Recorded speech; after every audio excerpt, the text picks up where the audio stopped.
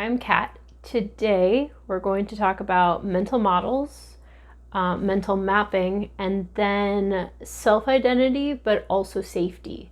So I love everything about consciousness, understanding it, everything from psychology, metaphysics, meditation, how things like wellness, so personal fitness, nutrition, balance, yoga, how those things play into our perceptive nature and our perspectives and the way that we as humans navigate the world. So today I want to talk about something that we all do. We do it constantly, actually, but I think one of my biggest pet peeves with science and psychology included is that it's sometimes the terms are behind walls. And so if you're not taking advanced classes, or if you're not reading certain books, if you're not engaging with certain material, you might not hear terms that really can help click into place what we're doing and how we're navigating the world. So mental models and mental mapping, those are some things that are pretty fundamental. It's kind of like the video on attribution error, where like these are things that we do and they're pretty intuitive actually once we understand them, but they're not talked about super often. So what are mental models? What is mental mapping?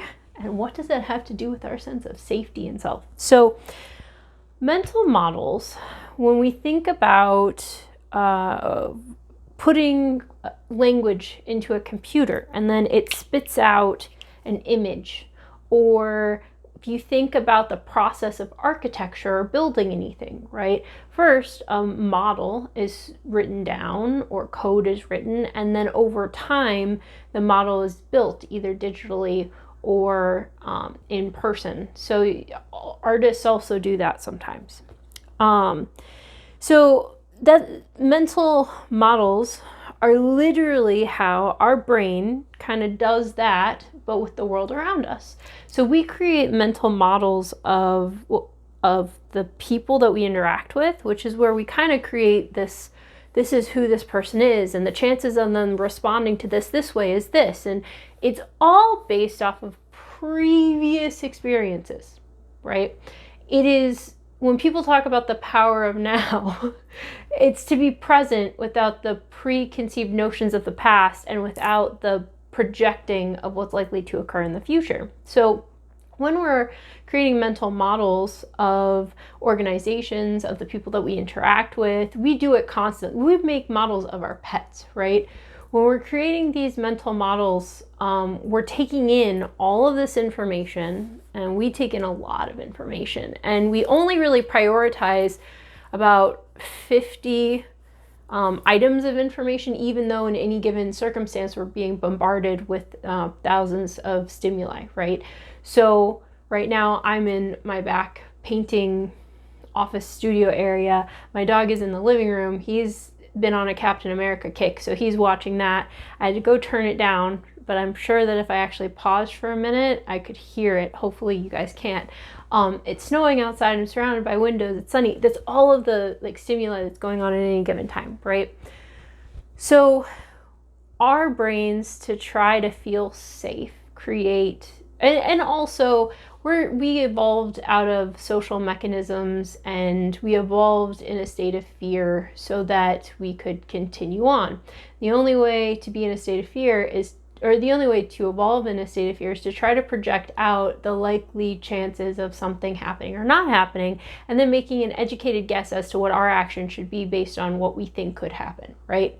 It's really complicated. It's actually really impressive that our brains think this way, but it can be very frustrating when you're just trying to be present. So mental models, we take in information from the time that we're born. I kind of shared in one video how I was born lactose intolerant, but my parents didn't know that because honestly in the 90s, I'm a 90s kid, it wasn't like lactose intolerance wasn't talked about like it is now. Gluten intolerance definitely wasn't talked about. That kind of stuff wasn't mainstream yet. And so my mental model of my parents from a pretty young age, due to just people and the way that things turned out, wasn't necessarily the safest mental model. It wasn't that authority figures are going to meet my needs necessarily. It's that I can talk and talk and talk, and figures of authority or that I should be attached to aren't going to hear me. So that creates a model of an archetype, right? Or a figure, a connection. But we could just put that to, okay, so once I uncoupled that's how I felt about people in those positions, maybe I then realized my parents aren't all of those people, right? My parents are just my parents. So now I'm only attaching this I'm not responded to my parents alone. But my mental model is now attached to the idea that my parents don't listen to me when I'm trying to tell them something. So that interferes with my sense of safety maneuvering in the world, right? When you're growing up and your feeling is that your parents don't respond to your needs, and yet you're at the mercy of your caregivers, whoever they might be, that creates this feeling of fear and disease pretty constantly, pretty consistently. And it takes time to uncouple that and to realize, and honestly, it takes re-mental mapping. So the good news is, if you have a negative interaction with someone, if you have a traumatic experience somewhere or with something, it doesn't have to stay that way. So mental mapping and mental models are changing constantly based on the interactions that we have. Because as we have those interactions, we expand out our understanding of what the projected outcome could be, right? So back to what I've said previously, for every one negative interaction, we need 4 to 7 to counteract it, right? So for every one time my parents might not have listened to me, I know this is rough, especially when people get to the teenage years. I swear, if you're a parent, I'm not dissing you. I'm just trying to give an example that kind of hopefully makes sense.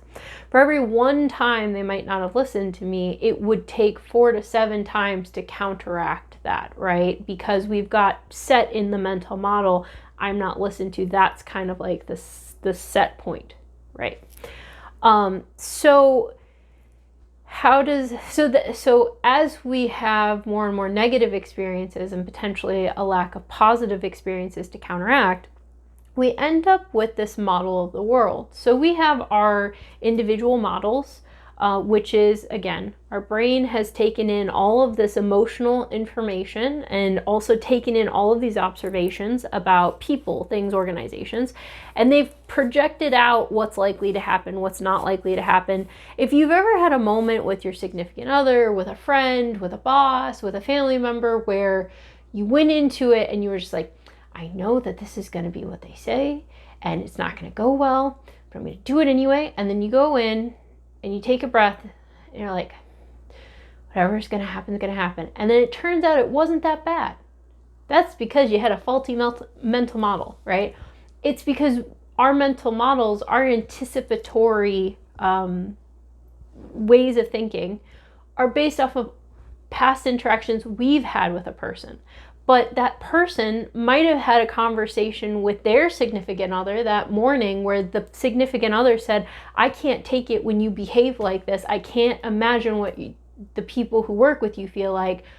This has to stop, right? So then they walk into the office and they've just had this come to whatever moment, and they're going to interact very differently with you.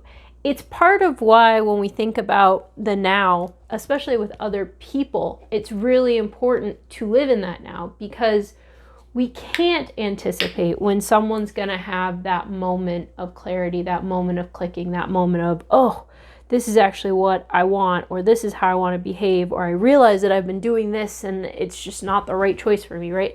We can't know because we're not them. And just like our mental model will change based on that different interaction, those other people that we interact with, those systems, those organizations, the world, it's going to change organizations changed their structure because it turns out that maybe they got in trouble. There was a Me Too movement. There was something that got put in the press, right?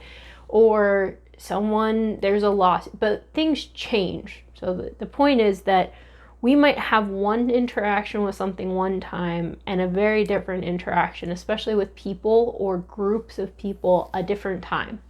Now, this gets a little complicated because of the whole adage, like, fool me once, shame on you, fool me twice, shame on me, right? One, shame, can we just kick it out? Like, can we have, it's okay to have a moment of shame where you realize, man, I just keep walking into this. And then we let it go and we learn from it. So please. Two, there is something to be said for, yes, we need to be present. We need to give people a chance. We need to go in with open eyes. There are people that are unsafe. So when we're thinking about mental models, we need to simultaneously allow the space for people to change, because they do. I'm not the same person that I was a few months ago, let alone years ago, which is why I got divorced, right? So we have things about us that change over time, and we're not the same people that we always have been, but that comes from whether we have a growth mindset or not. So some people, you might know, definitely do not have a growth mindset currently. Doesn't seem like, if you project out into the future, they're going to have a growth mindset anytime soon. And they might genuinely feel like an unsafe person. So in those situations, for the safety of you who's made these realizations where you're going, you know what? For me, this person's personality feels unsafe. For me, the way that I map this behavior says that it's in conflict with my needs. And I think that it's really important to frame it that way versus the victim hero mentality, which I realize is ironic considering my dog's like love of superhero movies and rom-coms. But there is something to be said for not having that hero victim mentality, because when we phrase things as like, we'll take an example of a divorce or a breakup or leaving a job, right? When we go, they were just such bleep, bleep, bleep, right?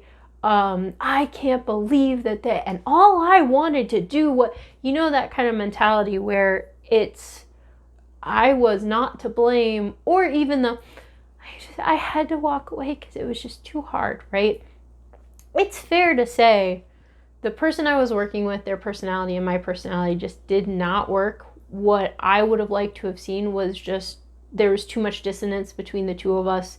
And for my own mental health, I knew it was better for me to step away. Again, I'm framing it as for me, because for someone else with a different personality, with a different perspective, they might think that the person I walked away from for whatever reason, or the position or whatever, is the greatest thing ever. Like, it is a perfect fit for their personalities. And I think sometimes we get so bent on trying to put ourselves into a box of fitting where we're at, instead of asking, why am I not feeling like I'm the right fit? What what isn't fitting here, and is it something that I'm willing to change? There was a period of time where I was thinking about, so I worked in nonprofits for a long time, and I really love public policy from the perspective of, I find it very exciting, especially Medicaid and SNAP, and the way that those things really connect to all of us, right? No matter your socioeconomic status, if you pay taxes, you're paying into Medicaid. If you're someone who receives Medicaid, your health outcomes affect the people paying taxes. It affects the debt ceiling. That stuff really fascinated me. And so I thought about becoming an attorney. But when I took the LSAT, and I scored pretty high actually, and I knew that I could score higher if I actually studied. So I scored, I think it was like a 155 without studying. But to study, to get a higher score, I would have had to have changed the way that I look at the world. And not in a way where it's like, And it's not good or bad, right? It was just, I would have to change my thought process, my way of processing things in a judgmental way that for me didn't feel like a trade I was willing to make. Now, that's no shade on lawyers. I respect them. I respect people who go to law school, who put a lot of effort into their education, who really know this is what I want to do. Totally cool. I love thinking about science, and I love thinking about psychology and human behavior. And so for me, a PhD in psychology is a much better fit. But that's for me. And even within that, I know that my mental model of the world has shifted and will continue to shift, because here's another thing to understand about our mental models. Again, we have a mental model that we map of the world, and that's based off of the information that we have at that point in time. Our mental models of the way things function, of people, of systems, of all of that changes based on new information that we come into contact with. So I would say that I'm a lifelong learner, whether it's books, movies, podcasts. I like a good documentary on black holes or chimpanzees. Yub does not. he links out and starts to sleep. But we all, the more information we come into contact with, the more we have to kind of question our previously held beliefs and mental models. And so when we think about those uncomfortable conversations during the holiday season or during family get-togethers where you're like, oh, I'm going to have to talk to this person and he's going to say this. Some people have a very large, and this kind of goes with growth mindset, some people have a larger space for cognitive dissonance, which is to hear something counter, or to understand or come into contact with something that's counter to their current set of beliefs, and to be able to rectify that in their brain and kind of create a new mental model, right? And other people don't. So we might come into contact with people, and I guarantee everyone has, where you go to a family gathering and someone says, I believe in this. And generally it's religion or politics are the big ones.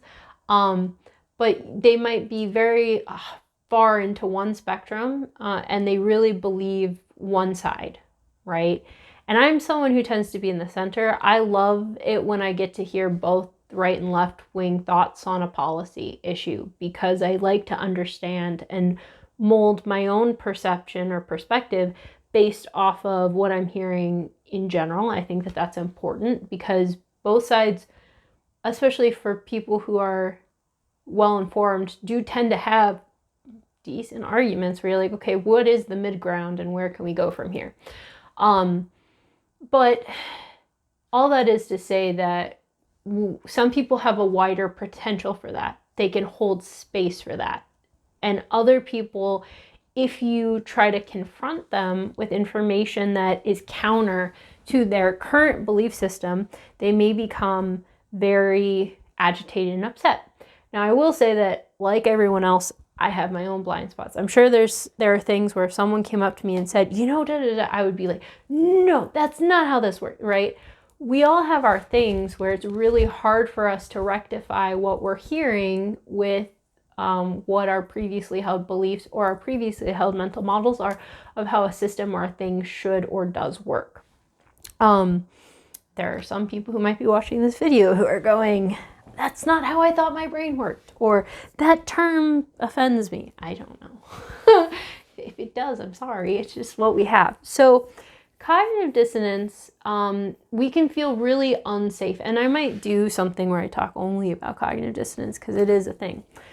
But it can make us feel unsafe. It can make us feel unsafe when what we thought was predictable or that we knew or that we understand actually isn't as predictable as we thought. We don't actually know it the way that we thought. We actually don't understand things the way that we thought that we did.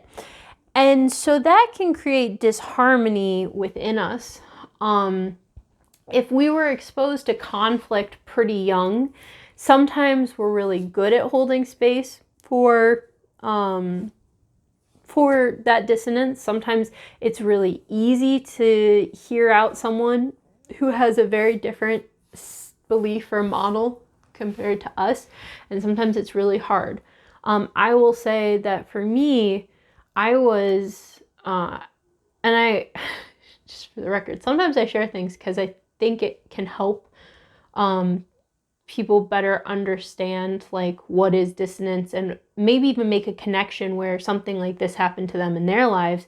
And maybe if they reflect on it, it can really help them expand their ability to maneuver in the world, right? So for me, a good example of dealing with cognitive dissonance happened pretty young. When I was a kid, I went to Catholic school. And if anyone was raised Catholic, raised Catholic, then you know that the priest is like the voice of God, right? Not quite the voice of God. I mean, technically that, I think there's an angel for that, but is the connection between the congregation and God, right? And I was raped, and so by a priest. And so when in a church, actually, when that happened, and I was a kid, so I'm like 11 years old, that created a lot of dissonance in, okay, well, if this is God or the connection to God, and this is what is supposedly okay, but that didn't feel okay, but this doesn't seem okay. And so it left a lot for an 11-year-old to try to understand about spirituality, or religion. In this case, I would say religion. I'm a spiritual person. I wouldn't say I'm a religious person. And a lot of what I connect to with spirituality is science. But so it left kind of this, a lot of as I got older and studied psychology and trauma and worked with a lot of people who are going through their own trauma, it got a lot easier to understand that the person who did that was just a person, and that we all have our stuff, and I can't know what happened to that person to lead them to the choice and behavior that they chose, right? I can't. I can choose how I deal with it. I can choose who I am as a person post it, but I can't go back and change it. My choice, and not everyone makes this choice, and we're all on our own journey, so respect that. But my choice was to understand that I can never know really truly a person. I can strive to know myself. And it did give me a new perspective on people who are held in high regard in high positions. Sometimes there's so much pressure to believe that they're perfect or that they're a certain way. And it can be extremely disappointing because it turns out that's not even close to true. We all have our own skeletons, or we all have our own stuff, right? And we've all hurt people unintentionally. And the more we act out of not knowing ourselves, the more we act out of pain. Whether something like that happened to him or not, I don't know. I did watch Blind Side, and that helped me a lot, actually, because I had never really thought about the way that things had happened to a lot of people who did end up being priests of the age of the person who hurt me. And it gave me some compassion, because I don't know, and I can't. And that is simultaneously freeing and scary, right? But it created a lot of dissonance really young. And I think that for me, that made it easier as I got older, because now I can meet someone who has a very different viewpoint on the world, or a very different viewpoint on policies that maybe I care a lot about, or a very different viewpoint on how people should function. And I can see them still as humans. I can see them still as, well, we might not agree. And generally at that point, I want to understand what their perspective is. So I ask a lot of questions to try to get at, like, okay, so why do they think about this differently than I do? And should I change the way that I'm thinking about this a little bit? Or should they change the way that, or because I can't control how they think about it, but I can try to understand why do they think about it the way that they do, and how, and does that appear to be healthy? Does it not appear to be healthy? Can I discuss it in a way that, maybe changes their mental model or their belief pattern on something? Okay. So dissonance can be a really great thing if we embrace the fact that it exists and it happens. And it really is a sign that we have an opportunity to change our mental model of something and how we then respond when faced with a similar opposition to our current belief system or mapping of the world.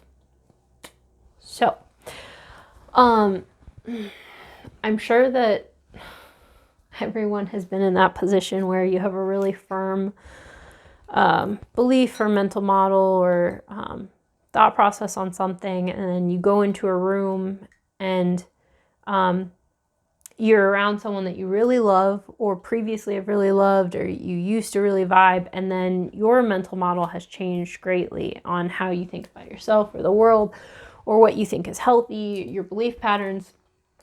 And then the people who we previously felt safe with don't really feel safe anymore because we've changed.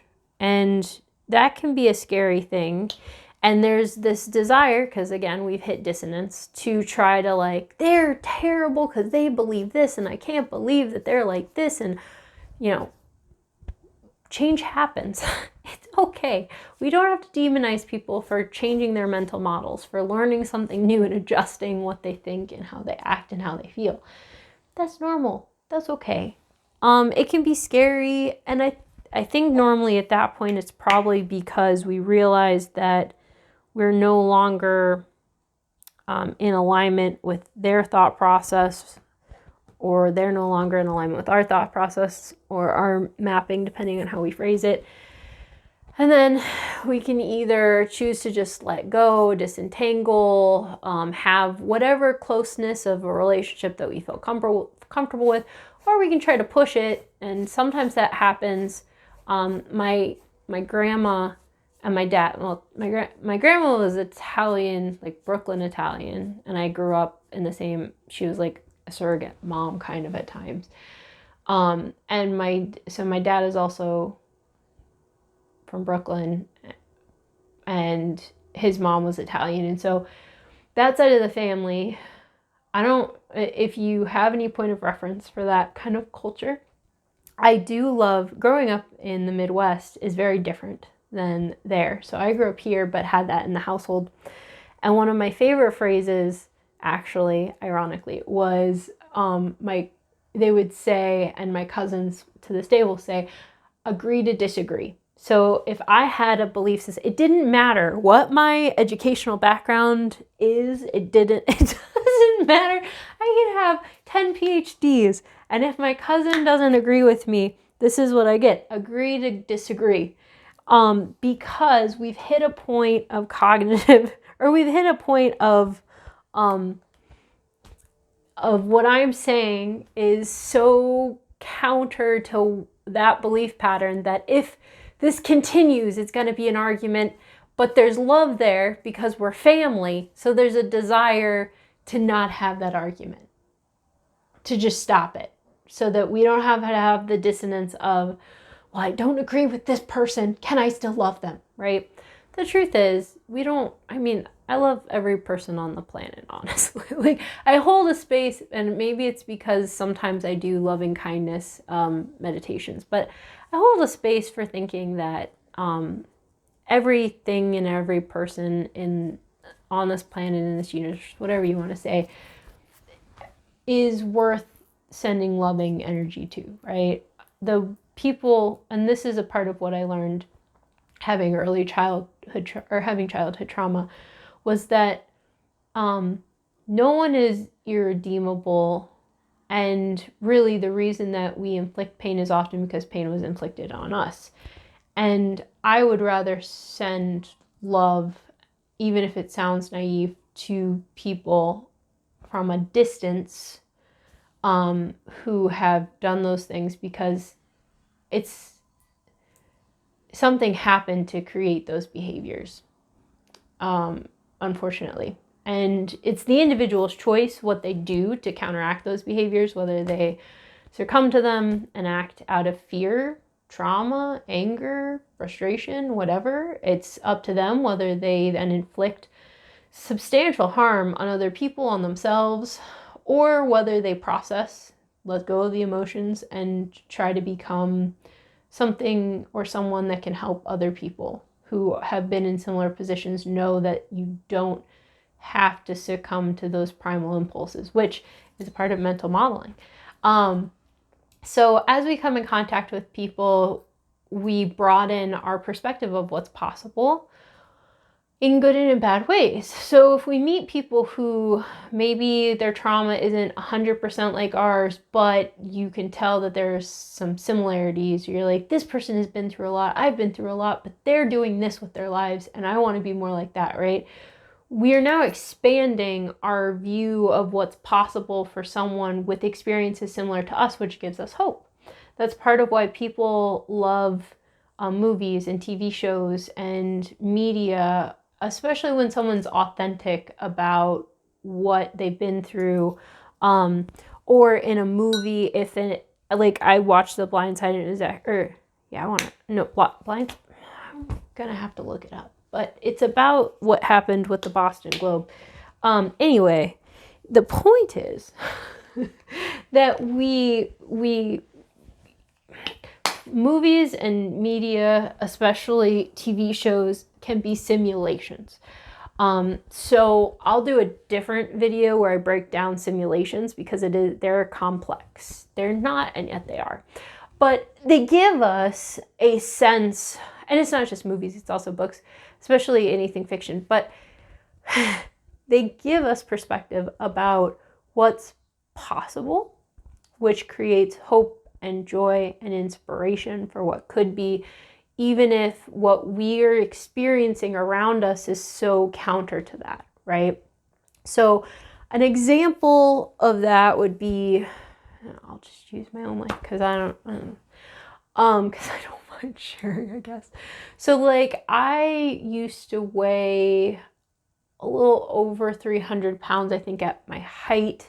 So I was a size, if you're a female, you might appreciate this because women's sizes make absolutely no sense. But I was like a size 26, so like a 3XL, right? I started working on myself a lot, and I was on medication for like depression, anxiety, and mood stability because obviously complex PTSD. It's not surprising. So I was also pre-diabetic. Good luck getting me to do almost anything. Definitely couldn't have walked a 5K. But I made a decision and I started, oddly enough, to watch superhero movies at that point in time. Now, this was several years ago. And I grew up in a comic book shop, so I think that that's part of why superhero movies kind of appealed to me. And I also started reading more comic books at that time too, and especially anti-hero stories. And so having consumed these simulations of these people who had a chip on their shoulder. That's like the hero's journey archetype, right? The world is like this. But there's this desire to show up in the world and be more and to do more. And so those storylines, whether they were movies or comic books or even real life inspirational autobiographies or whatever, they gave the space to see what I didn't grow up around, because I didn't grow up around people who changed their health. I grew up around people who talked about how, well, it's in your DNA, right? Or this is just how it is. And I grew up around people who didn't really put an emphasis on mental health, who didn't really process their trauma. You shelve it. And luckily I had a bachelor's degree in psychology at the time, and I had just finished my master's. And so I had a frame of reference for understanding that that's not necessarily true, or at least I had the frame of reference to know that things could change. But I used simulations, so stories that showed change, as a way to spark the possibility in my mind. So then I started to create mental stories in my head of what my life would look like if I changed my health, if I became all that I knew I could be. So simulations, but stories expand our mental model of who we think we can be, because they expand our point of reference of what's possible. So I ended up losing over 150 pounds. And now, again, if you're a female or you know female sizes, because you might be a male or you might be non-gendered, but you've worked with clothing, now like a size 6'8", small in most clothes actually. So that's a big change. And I'm off, no medication. My blood pressure, or my heart beats per minute is actually like 42 to 45, because I can now run a 10K. And I work out, well, I can work out for 5 to 6 hours a day, but I try not to. It's just hard when you're a personal trainer, because some days I do end up at the gym for quite a while, so I am moving quite a bit. But that's a big shift from where I was at to where I'm at health-wise. And I'm not saying that everyone has to go try to do that. That's not, I'm not saying that. But the point of it is that mental modeling and mental models of the world, of ourselves, who we think we are, because I very much thought I was a victim in the world, that I was a shell in the ocean of waves that was just getting passed around, versus seeing that I'm a part of the ocean and I can choose to join in and be a wave of change, be a part of a wave of change if I want to be. It's engaging with whatever works for you, whatever you need to show you what's possible to expand that mental model of yourself, that mental model of what's possible in the world, that mental model of the world in general. Once we start to change ourselves, whatever that looks like for you, it might not have anything to do with your physical health. It might be you have an addiction and you really want to work on that. Or it might be you're in an unhealthy relationship and you know it's unhealthy, but you just don't quite know how to walk away. Right? Or maybe there's childhood trauma that you just haven't felt safe dealing with, or no one ever showed you that it was possible to deal with it and come out the other side, outside of addictions or other behaviors that tend to mask that inside pain, right? 1, I promise that it's possible because I've done it. 2, I highly suggest painting, drawing, or other creative expressions, cooking, baking, whatever brings you some joy, and working, exercising, whether it's yoga, weights, cardio, kickboxing, it doesn't matter. Find something that helps you get that out of your body, because trauma is held in the cells and we can let go of it. We can bring our body back to a neutral point. It's just how much work do you want to put into it? So if you are kind of facing down, I want to change my model of myself, I want to change what I think is possible in the world, then but I have a lot of trauma, or I've had these things happen, I don't know how to go about it. 1, I'm not a clinician. I'm more of a researcher. That's what I enjoy. Reach out first to a clinician. There are free resources in most communities. There are scholarship programs on some online apps. Some insurance can be used for digital therapy if you're someone who doesn't feel comfortable going into an office. There are specialists out there. 2, it's always possible. It can be scary, it can be hard, but I think we all have our stuff. And after the pandemic, people don't really talk about it, and I don't necessarily think that that's healthy.